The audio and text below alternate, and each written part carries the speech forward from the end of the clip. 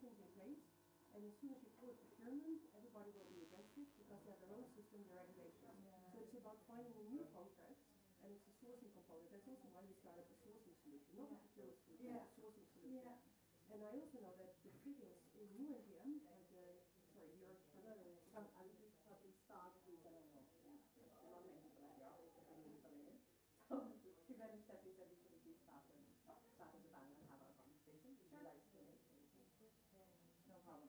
So the problem is really on the sourcing component, trying to find new suppliers. And the UN is performing extremely bad in their KPIs annually because I did a database search even on the number of suppliers they source from locally. And they even changed the figures so they don't. You know what? So they changed the classification of development countries to make the figures look better. Oh my gosh. Yeah. I'm working on an article on this one. I will share the draft. It would be, if there is any role for me to participate in this, and perhaps if we emphasize, if we did it with an Africa focus, it could be really interesting. Absolutely, absolutely. I had we have our Good morning. Good morning. Lexi. Hi, Nick. Nice to meet you. Meet you. It's good. We show, Yeah. I'm staying in Gloucester, so I was like, woke up late. It's like, yeah. What organization are you from? I'm from Goldtree, social enterprise, developing medical technology for low resource settings. I just have to check if it's complete rules for some of them. We There's have no a reason. patient monitoring solution for Basically, hospitals currently using over in Africa. Coming from my background as a specialist in medicine international, and also I felt like No, entirely your choice. Okay. How you want to, where do you want to sit and Why don't we put Shiv in the middle, just for balance, and then, and that's a good problem to have. yes, it's a good problem to have.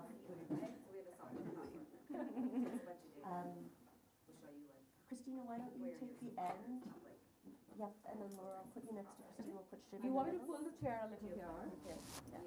Say, yeah, do you want to, I can scoot back a little bit. Not much. Alexandra, why don't we put you here, and then we'll put Shiv in the middle, just for symmetry. Very human-centric. It is a little bit centric.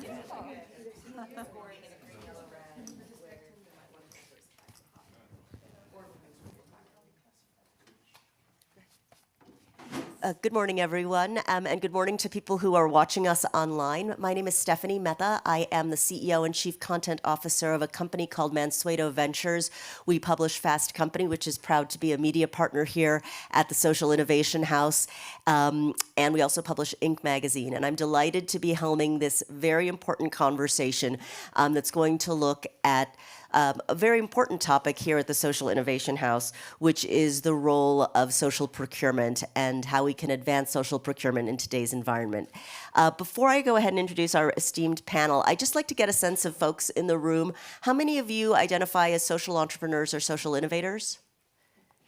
Most of you. Do we have anybody from government in the room? And how about corporates? No corporate? One corporate. All right. We're going to make sure that we enlist you in our cause by the end of the day. So, as I said, we have an exciting panel to help us talk through this, and I really want this to be a dialogue and a conversation, so we were going to wait until the end to engage in Q&A, but because it's a small room, feel free to just raise your hand and engage with our panelists, because I think we want this to be a very organic conversation. So our panelists are, to my immediate left, Alexandra van der Ploeg, who is the Global Head of Corporate Social Responsibility at SAP. We have Shiv Kumar, who is the founding director of Catalyst Group, Laura Herman, who is a partner at Dalberg, and Christina Jaeger, who is co-founder and managing director, the Yunus Environmental Hub. So welcome our panelists. Now, I know we have a large group of social entrepreneurs and innovators in the room, but I want to sort of set the stage by having some definitions, and maybe this will also be a way to introduce the work that each of our panelists is doing in this exciting field of social procurement. So Shiv, I'm going to start with you. How do you define social procurement? And then maybe you could, as part of that, talk about the ways that Catalyst Group is enabling social procurement. Thank you. Thanks, and thank you for making it early in the morning. And a small, cozy group is always better than a large one, where we're not able to interact. I want to tell you a story of when I go vegetable shopping with my mother when I was very small. If she found people are selling the same thing, she would always choose the oldest woman there to buy it from, or from a person who's holding a child. And I used to ask her why. And the answer was very, very simple. She said, this family is better to support if I have a choice. So to me, social procurement is a bit like that. It doesn't come out of sympathy. It comes out of empathy, right? And this is about businesses buying from social enterprises. And social enterprises, by definition, thank you, Alex, for pointing it out, it's not just social, but also environmental, which is, we were talking in the other room about this. And they are purposefully set up to have that impact, but they use market forces. So it's essentially businesses buying from social enterprises. That's how I define it. There are many other definitions possible. Catalyst Group, confusingly for all of you, is a member of Catalyst now, but we were born 30 years ago, and born in India, but we work in 25 countries. And for us, Catalyst now has been a home in many senses to, for social entrepreneurs to gather together. And even more surprisingly, Frederick, the color code is exactly the same as our company. So thank you for that. Yeah. Well, it's interesting that you mention that social is not just societal, but it's also environmental. Christina, can you talk a little bit about how social procurement is an imperative for the kinds of environmental goals that you're trying to achieve at Yunus? Yeah, thank you so much, and good morning, everyone. So Yunus Environment Hub, we're supporting social business entrepreneurs in the environmental sector through innovation programs, incubators, accelerators. And the entrepreneurs that we work with are working both on creating societal benefits while addressing the triple planetary crisis of climate change, biodiversity loss, and pollution. And one thing that we have found out over the last couple of years, in which we have supported many entrepreneurs, around 250 to be specific, across 40 different countries, is for them to scale and to grow their impact. Many of them are in need of finance, and making them investment ready is what most of accelerators do, and we've also worked in that space, helping them to connect with funders, philanthropic investors. But what we saw is that there are a lot of challenges for them finding the right investors. And what is equally important or helpful to them is having large clients or diversifying their portfolio. And so that's when we shifted to helping them to become procurement ready. Preparing, on the one hand side, social business entrepreneurs for that, but also working with procurers on raising awareness on how they can achieve so many different goals by procuring from social business entrepreneurs that are working in the circular economy, related to ESG, related to new reporting standards that we have in the European Union that are coming up in other places as well. And that is what we are bringing forward with a new initiative that is called the Circular Impact Procurement Initiative, and where we're really putting that focus on those aspects of achieving what sustainability, the core definition is about, which is social, environmental, and economic goals. So Alexandra, you're on the other side of that equation. You are the big procurer. Talk a little bit about some of the things that SAP is doing to make it easier for those smaller players to become part of your supply chain and part of your procurement process. Yeah. So I think we've gotten involved with this a few years ago, and frankly through our partnerships with social businesses, right? It's not because we suddenly thought, oh, social procurement is a good topic for us. It was really our partners that led us to it. And maybe building on what Shiv was saying, buying with empathy, we're actually trying to position it in such a way that we're saying this is actually, there's a business reason for you to buy from social enterprises. So it's good for your business to do so. So for a while we worked on the business case. And now what we've started doing is, of course, we have our own procurement. So we do purchase from social businesses. But SAP being SAP, the bigger lever for us is actually figuring out how do we help our customers through SAP technology to purchase from social businesses. SAP owns one of the largest B2B marketplaces, which is called the SAP Business Network. We move over $5 trillion in trade over that platform.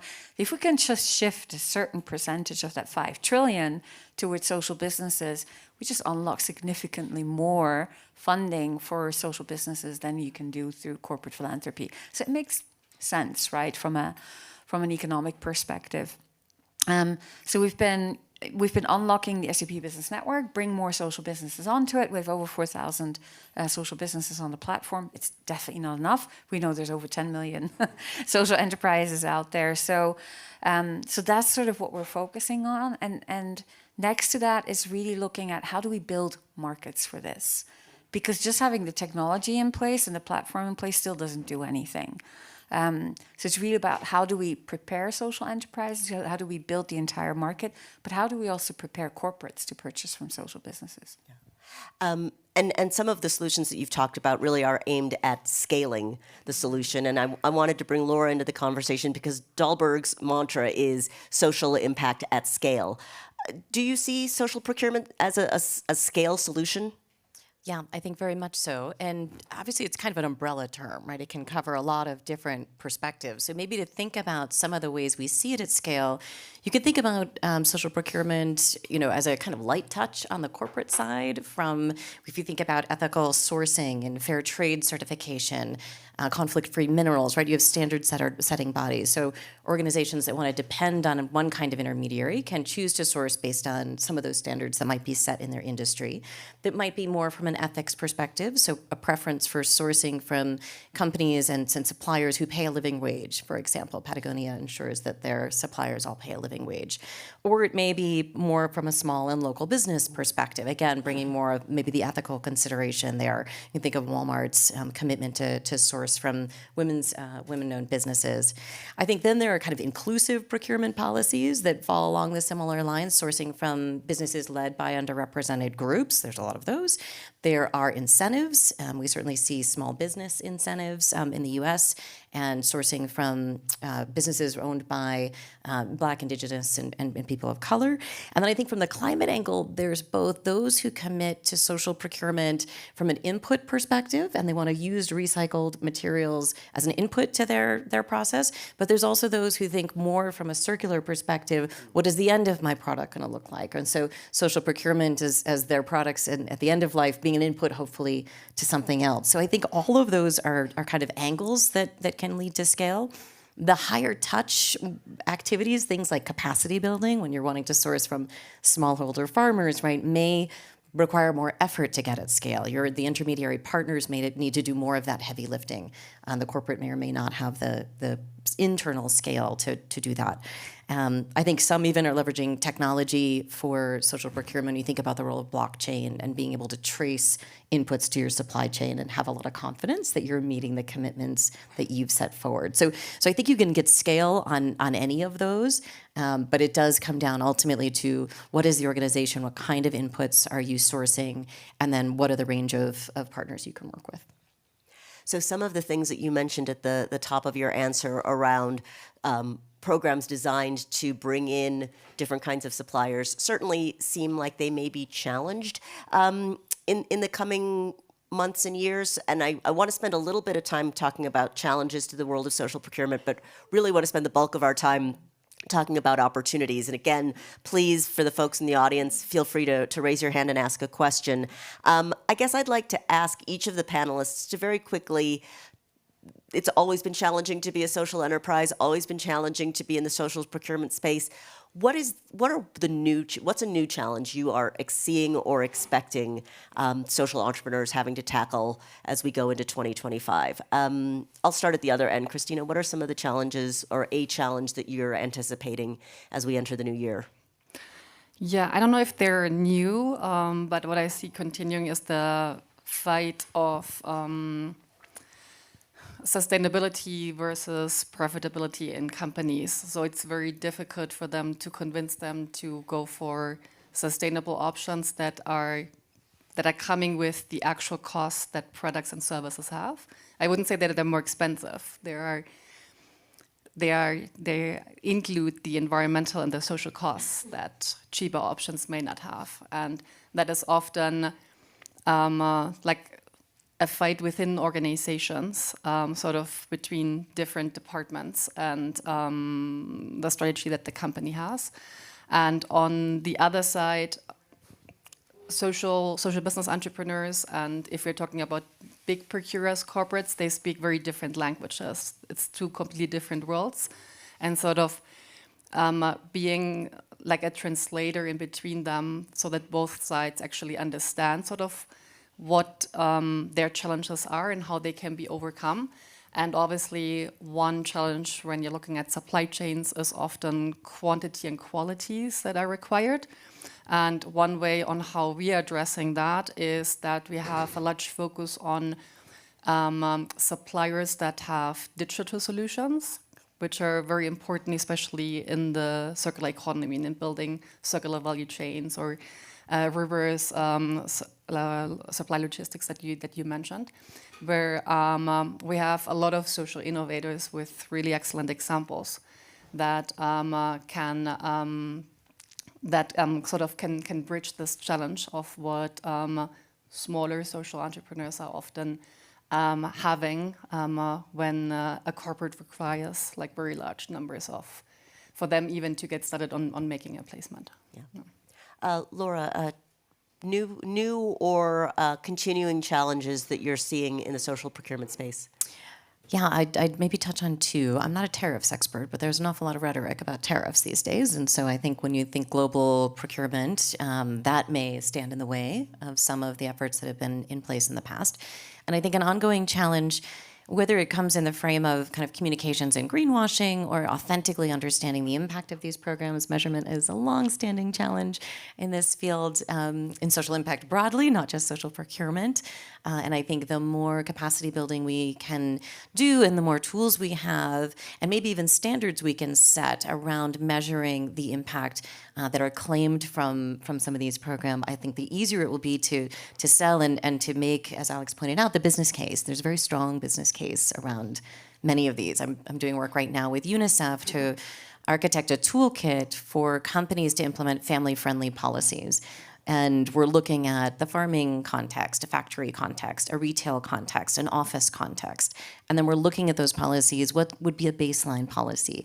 What would be if you wanted to be a leader in your field? What would it look like if you wanted to set a new standard? So how do we help companies actually situate themselves within a particular operating context, but with some ambition, and show them, and there's a million links to lots of resources, and it does start with that business case. But to the extent that a tool like that helps anyone sort of dock onto the commitments that the large purchasers are making, you can measure all that stuff. It comes with really tangible ways to think about that impact. Shiv? Those are new, I don't know. These are boring challenges. I'm sorry. I'll probably prepare an acronym for all of you, so probably it'll be easy to remember. I want to start with the corporates. I think the corporate challenges are what I would call a CIA, nothing to do with any intelligence agency, but it begins with conviction. I think if a leader of a company is convinced, I think social procurement happens. And this is something even in Mumbai, we had a roundtable. Repeatedly it came out. This is a leadership issue, right? And the second is the incentives. If we have a procurement department which is premeditated on KRAs which have nothing to do with social procurement, you're going to get that result, right? And the third is really assurances. I think the procurement teams that I have spoken to need assurances. For example, I work with Walmart where we facilitated 75,000 MSMEs get trained and certified, 5,000 of them women entrepreneurs. And the real big challenge for the procurement team, which they will tell you not in the boardroom but outside, is that I need assurances if there is a failure. I need assurances if the volumes are not going to get delivered, right? And I think assurance that start with not the mission critical items, but then move towards it would be a good way to do it. I think for the social entrepreneurs, again, boringly remains the same. I would acronym as AS, which is access, right? Scaling and support. Access is still a big issue, and scaling, particularly social entrepreneurs being able to supply in large scale to large companies is a big issue. And they need support in terms of where they go. And behind you, you will see those dots. I was just thinking, the ecosystem work is really about connecting those dots. I think that's also a very, very critical challenge because all of these sit in, there are exemplars, there are social entrepreneurs, but they're all sitting in different boxes in many senses. CIA and ass. Everyone remember that. Put it together and blame me. Well, I definitely want to talk about the ecosystem much more in just a moment. Alexandra, new or ongoing challenges? Shiv summarized it so well. So I think I'll just add one thing that I was thinking about in the last few days, especially in light of what's happening in the world and since Monday as well. It's trust. I'm a little bit worried about that. It's not always easy to start with, right? To bring the private sector and social enterprises together. Because, you know, there might be some misgivings about partnering with each other, about, you know, what does the private sector stand for? What are their values? Do they match with my values? And I'm a little bit worried that it might be even harder to build that trust, right? Because it's not just, ultimately, it's not just about business. At the moment, what we see when these relationships are happening, it's because people get to know each other and they start believing in each other. They build trust and they go like, yes, I believe in you. I believe in your products and services, I'm going to purchase them. Of course, that can be scaled, but it's often how things start, right?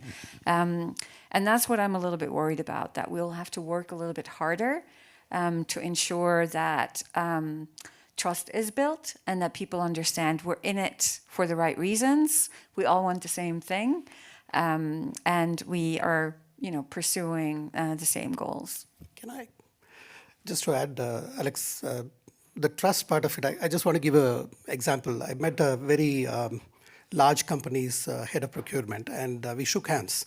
And he squeezed it really hard. I thought, you know, that's his way of showing how warm he is. He said, this is exactly how I squeeze my suppliers. Right? And he was and he was very, very proud about it, right? Maybe that's why the KRA part and the culture part comes up, right? And the language part, right? I think there is a real challenge for social entrepreneurs sometimes see that they are doing good to the world and they use certain language, which can be quite confusing for corporates, which are quite direct in terms of what can you deliver, quality, price. So there is a language barrier. I think I completely agree with Alex that trust building is required. And to do the trust building, I think you'll have to walk a little bit, both parties. It's not going to happen overnight. And you will have to make some changes in the way you look at the other party for it to happen. So in that scenario, Shiv, what do you advise the social entrepreneur? If you're saying that the corporate procurer may need to readjust his handshake a little bit when it comes to dealing with social entrepreneurs, how do social entrepreneurs deal with a very straightforward corporate procurer who says, I just wanted it the best price, on time, lowest cost? No, I think what I would advise, and this is the advice I gave to my team also when I gave this example, because we had to deal with that corporate going forward. What I said is that he's going to come at it with very clear expectations of what is required. If you don't meet it, you don't have the business, right? So you've got to start there and then start sharing to build the trust. What are the challenges? And we had a great example in India in the roundtable recently that we had of Hasirudullah and another large company, Arvind, in terms of these buttons being collected and they're reprocessed. And the company said something really interesting, Arvind. They said, look, this was not something we just outsourced to them and said, please deliver. We had to work with them because we knew more about the material than the processing, social enterprise. So we had to co-create the solution. And I think the answer is really, can you co-create a sourcing methodology together, not just use the same, I'm a buyer, you are a seller, kind of a thing. And companies do this all the time, right? The sourcing strategies, if you look at it, ma'am, I would love to hear from you, is not just about buying. It's about developing and building companies from whom you buy. Yeah. Can I just maybe add a little bit to that? I think, of course you have these types of procurement officers, right? But if you're looking at the function of procurement, it's changed in the last few years and it continues to change. And I think the majority of them are very, very aware that only looking at price, quantity, quality is not enough anymore. And frankly, it's also job enriching to not look at it only that way.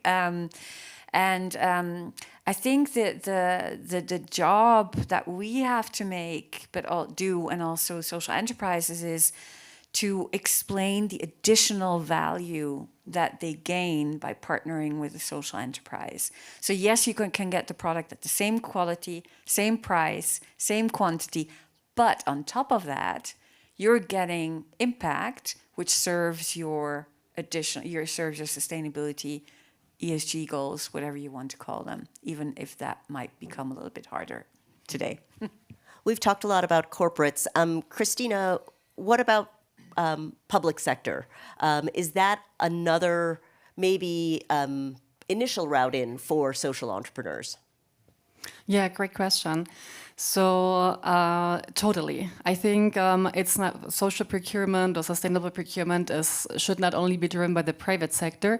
It's super important that it is. And I would like to acknowledge really SAP and Alexandra for the amazing work that they have been doing over the past years on really becoming the leader in the sector for social procurement, which is so important because you often need that first mover and that others will then follow. So thank you really a lot for that.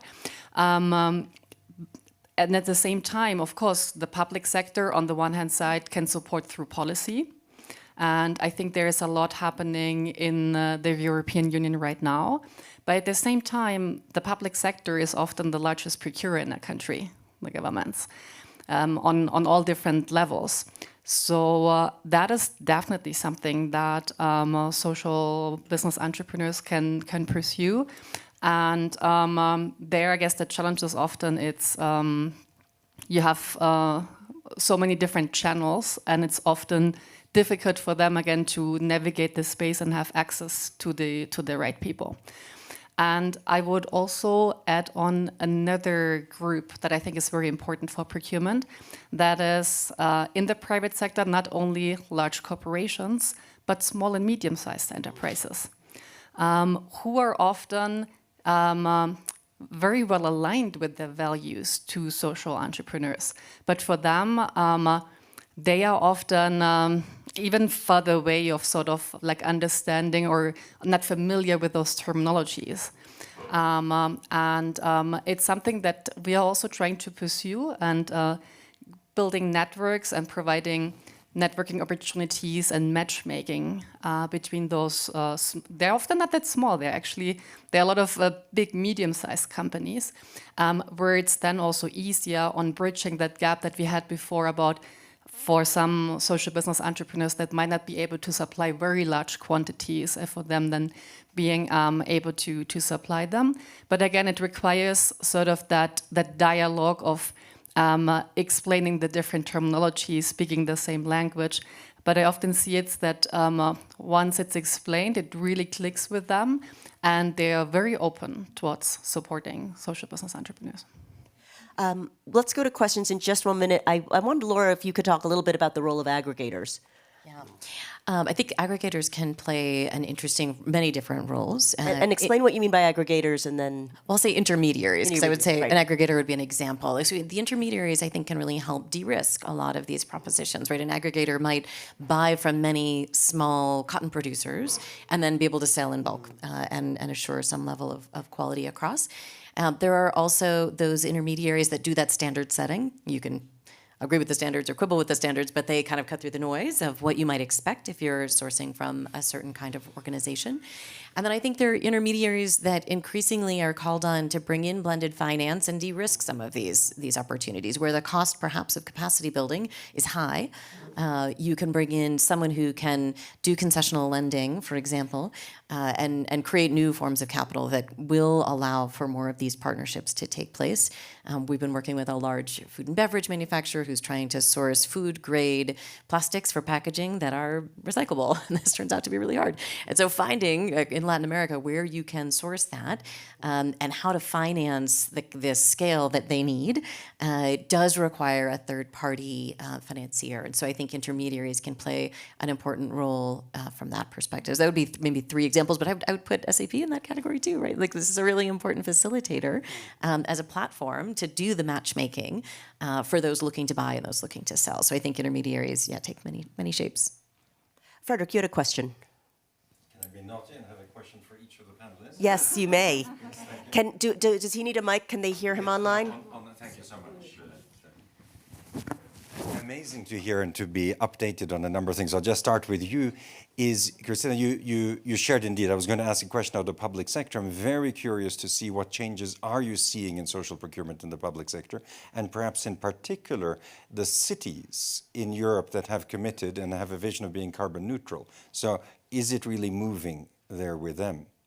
And to you, Laura, is your development advisors, right? The development sector, large organizations, whether the IFRCs and others, are they doing social procurement? To what extent? And what do we need to advance that?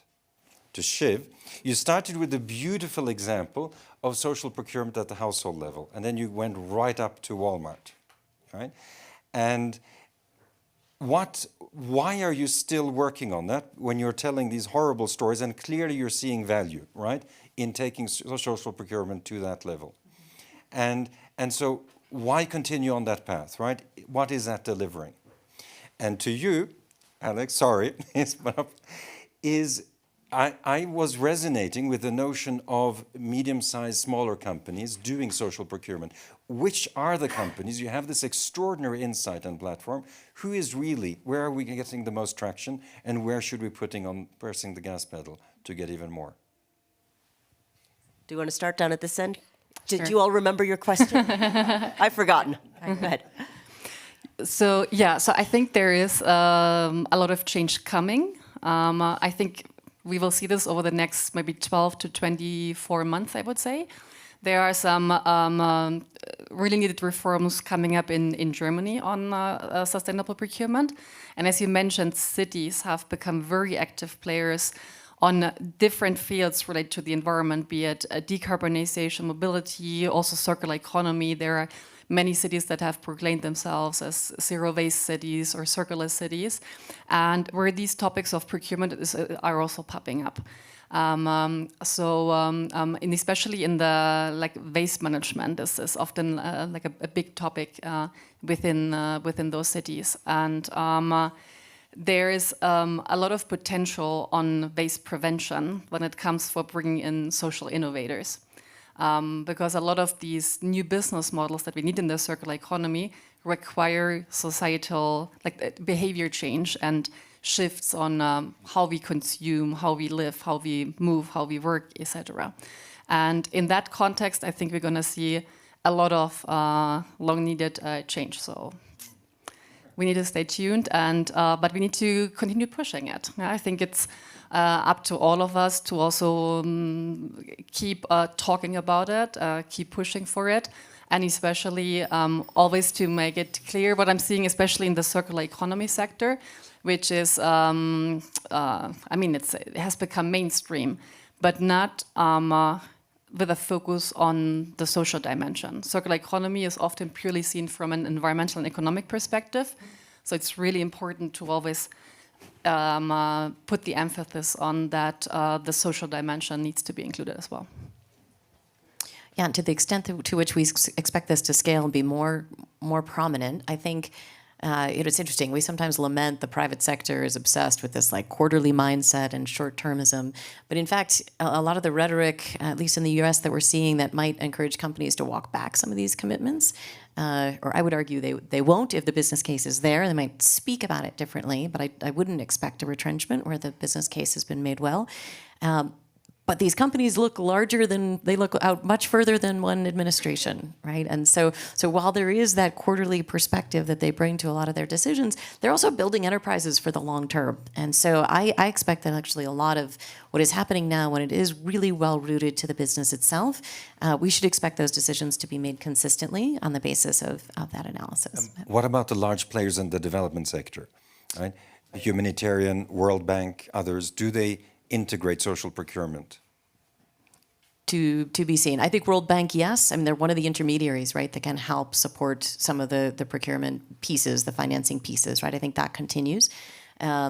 Humanitarian, I think remains to be seen, sort of depending where they're sourcing and which industries they're dependent upon most. I think the rest of the development sector, health is going to continue to grow. I think the major corporates, pharma, healthcare, big healthcare systems, I suspect it will be a mix. Fred, before I answer your question, I'm going to take back both your comments. The coalition that we are building with SAP, I think we should look at corporate as well as the development agencies more closely, because they can be real good examples. Charu is here, who's also working with us on this. To answer your question, why are we doing what we are doing now, and why do we put up with that pressure tactic, is when you have to bridge worlds, judging, I'll come at it philosophically and practically. Philosophically, I come from a country which says, see the divine in everybody, right? And practically, I think if we had not worked with the same procurement person that I'm talking about, 5,000 women entrepreneurs wouldn't be in that platform. So it's not about my ego. It's also not what he said. The same person who did that is actually wanting to join me, right? He wants to jump to the other side because he's seen the transformation. And Alex is exactly right. There's a beauty in this. Let's not forget that when you are procuring, and you're procuring from social enterprises, the stories are beautiful. And I can share some of those with you. It's extraordinary that what comes with the business, the joy of it also. So that's the reason we do what we do. And that's why we set up a whole new platform called the Business Catalyst, which essentially bridges these two worlds. And I say worlds because we can judge each other and stay away from each other using words which are alien to each other, but there is an opportunity and we should come together. We've been learning so much over the last few years about this, right? And every time I think I've understood it a little bit, I have a conversation, I go like, oh God, I don't know. I know nothing. But I do think, very honestly, that my learning in the last few months has been that maybe we've been focusing a bit too much on the large corporates with this. And that maybe we haven't done ourselves a service by doing that. But I think large corporate. So at the moment, we're seeing more social procurement happening with a number of large corporates. I think there is value in that, though, because it can be a signaling effect, right? And you can build the showcases and build the pressure up. And I think if they're doing it, then there's actually quite a high value that sits behind it, right? And then you can talk about millions rather than just hundreds of thousands. So I think there's still value in that. But what we've certainly learned is that we need to work much more closely with SMEs. And I think because of that, what Shiv was referencing with the ecosystem building, basically developing the market, that is so incredibly important. Because if we don't do that, then it's very hard for the SMEs to also understand why they should be doing that. And the way that we've been approaching it in a number of different markets, so at the moment we've been taking almost like a country by country approach, sometimes a little bit of a regional approach, but we basically try to bring the key stakeholders together in a particular country on social procurement and say, okay, look, let's put our heads together. This is not SAP driving it. It's the coalition driving it. What do we need to do to create a social procurement movement in this particular country? And that also means bringing government in right from the beginning. So we've been doing it with Shiv in India, in Brazil, in the US, and then we work with Euclid Network and in the European Union. This is hard work, right? I mean, the business case seems so simple. And when you talk to people, they all nod and they go like, yeah, that really makes sense. But making it happen is so hard. And for me, it's a long-term game. It's a long-term play. And I take sort of every little step as a victory and go, okay, we'll go to the next. But I see incredible progress, right? 4 or 5 years ago when we were talking about it, people's eyes were glazing over. And they're like, what on earth are you talking about? Now it's sort of, people have heard about it at least, right? And it sort of resonates and you can have a conversation. We have another question here. Could you just identify yourself, please?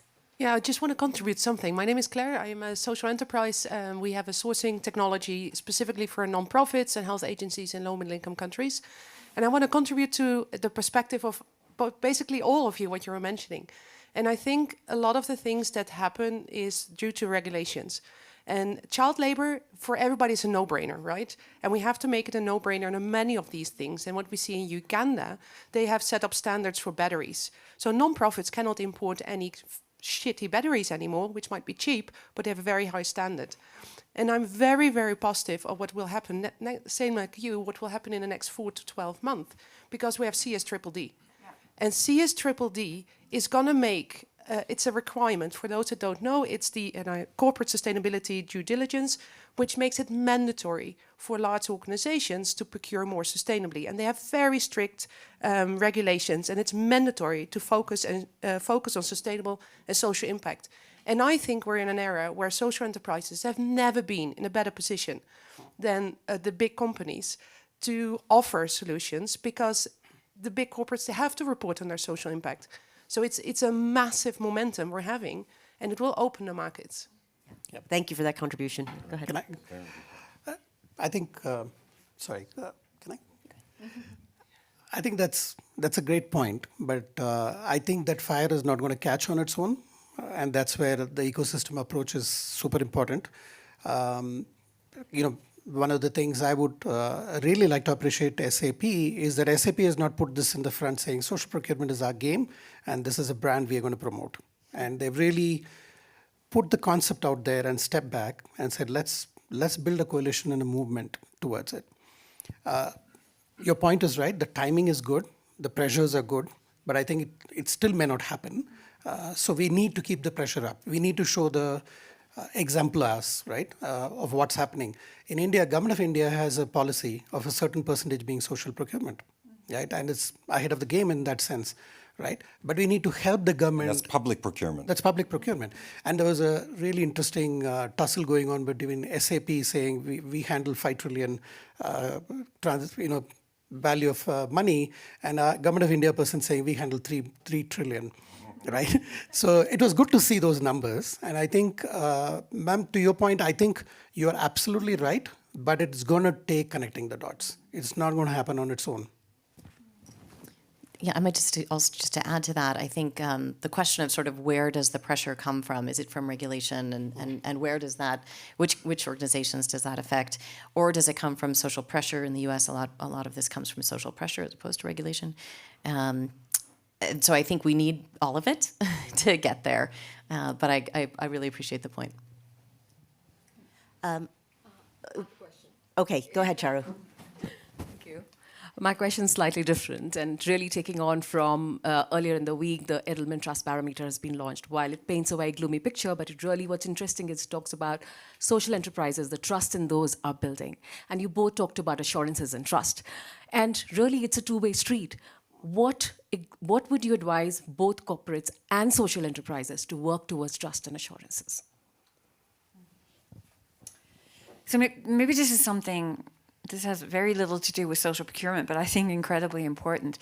I think that to build trust, you have to build understanding, right? And one of the ways that we've been doing this is we've been bringing SAP employees together with social enterprises for the last 10, 12 years, but we've really accelerated it in the last few years.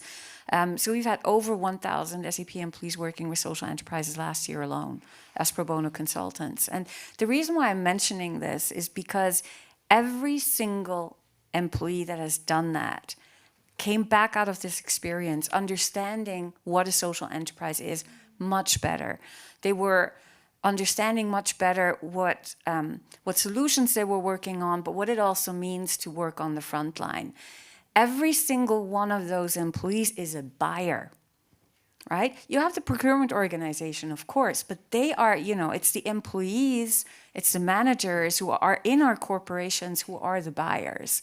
And if you're changing their view of what a social enterprise is and the value that a social enterprise brings, it's another way of coming in, right? So it's a completely different perspective, but I think it is worthwhile because it's, it helps the social enterprises because we're working on strategic challenges that they're facing, but at the same time, it's an enormous learning opportunity for employees, and we're really trying to kickstart that, not just within SAP, but we basically have a platform that a social enterprise has built that is open to any corporate to do that. And these things help, right? Because then you realize that, hey, we're not that dissimilar, and I actually buy into what you're doing. And if then you have products in place or that go like, okay, there's one from a traditional business and one from a social enterprise. I've worked with a social enterprise. Let me go with the social enterprise one. I would like to add a point on the trust topic because I think it's really crucial and important. And while there are a lot of incredible individuals in the private sector that are really supportive towards social business entrepreneurship, and we work with corporates on social entrepreneurship programs, and there's a lot of goodwill, there's also a big but. And there's a reason why there is mistrust on the social business entrepreneur side, because often the private sector is the root cause for the problem that social innovators are tackling, especially when we're looking in the environmental sector. And the move to a circular economy from corporates is not only because of change in values, but because of resource scarcity, because of issues in their supply chains, because of geopolitical conflicts and so on. And the same is also connected to social procurement. We were talking about World Bank as an example, for example, who are working towards that by helping private sector companies to achieve their recyclability goals, to source recycled materials. And if we're looking in the waste sector in the global south, like it's basically 90, almost in some countries up to 100% of materials that are collected for recycling are collected by the informal sector. So you need to work with organizations like Hasra to procure those materials. So again, it's not only sort of because of their intrinsic motivation, but because they are forced on doing that. And that's why I understand there is mistrust. And so it's really important that we also address this and see how we can move forward on that. Can I give an example? This is absolutely beautiful what you said, because in the broader ecosystem, if you're challenged with each other in terms of regenerative practices, then social entrepreneurs and private sector can't come together. I want to give an example on this and to answer your question.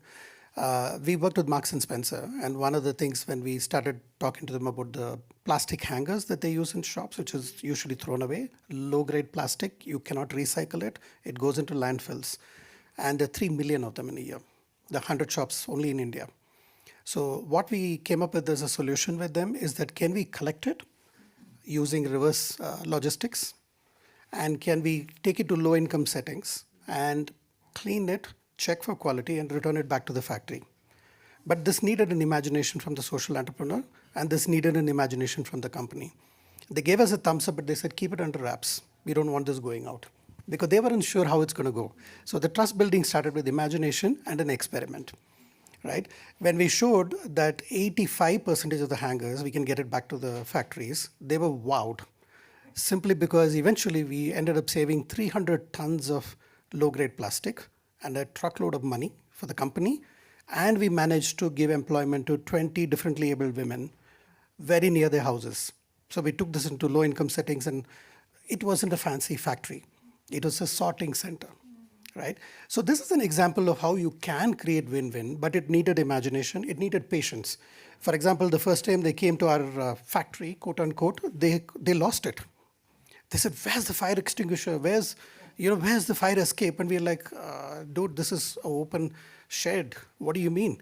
They said, "But this is part of ethical trade practices," and we had to comply with them. And that's a good thing to comply, right? Just an example to just answer, it takes a bit of a walking down the path. But I'm going to add, it also takes the data, right? It's sort of trust but verify. And it makes me actually wonder, what if these weren't called social enterprises? They were just suppliers and had this data and could bring that business case and that impact case without leading with that impact case, right? Because there's a great business case to make when you have that kind of data to bring. This has been such a great conversation, and I'm sorry to have to cut things a little bit short, but I do know that people have to get to other sessions at Davos and that we also have another panel coming up. So I just want to close out by asking each of the panelists. Shiv has raised a couple of times connecting the dots, the ecosystem. Look into your crystal ball. You have 3 to 5 years to plan out a social procurement strategy, and you can access any aspect of the ecosystem that you'd like. What's on your wish list? If we wanted to achieve a really, really high level of social procurement in the public sector, the private sector, corporates, social enterprises themselves, engaging, and you could wave a magic wand, what would you like to see happen? I'm going to start with Christina, down at the end. What would I like to see happening? I guess more open dialogue and the trust building part, I think, is super important. Seeing what is happening, not just on the topic of social procurement, but in general, what is happening in the world right now with misinformation. So I think that's really important. Like, how can we bring the different stakeholders together and understand each other, and using that as a foundation for then taking the next steps, combined with regulation, because regulation always helps to drive. Yeah, thanks. Laura? Yeah, I'd love to see incentives around some of these measurement pieces. Incentives to measure beyond the inputs and the outputs, but the real impact for the communities where these organizations are based. I think, you go to the least common denominator, the cheapest data to collect, but in fact, it's not easy to tell the impact story. And I think if there were more incentives for actually telling that story, you'd have more of those exemplars that would set standards for their peers in their industries. Right. Shiv? Building on what Laura said, I think evidence that it makes very good business sense and a great brand valuation if you follow this. Second is about ensuring that there is that connections and movement building that is happening. And third is ambassadorship and leadership from both sides, from social entrepreneurs and corporates, which then sets the new standard. So I'm going to try and go a little bit bolder. I would hope that social procurement would have become mainstream by then, that we don't even have to talk about the business case anymore because it's absolutely clear. And because it's become mainstream, that we've actually been able to unlock billions of US dollars in revenue for social enterprises. And for the company. Well, that's a very optimistic note to end on. Christina, Laura, Shiv, Alexandra, thank you so much. Thank you all for joining us for today's panel. Have a great day.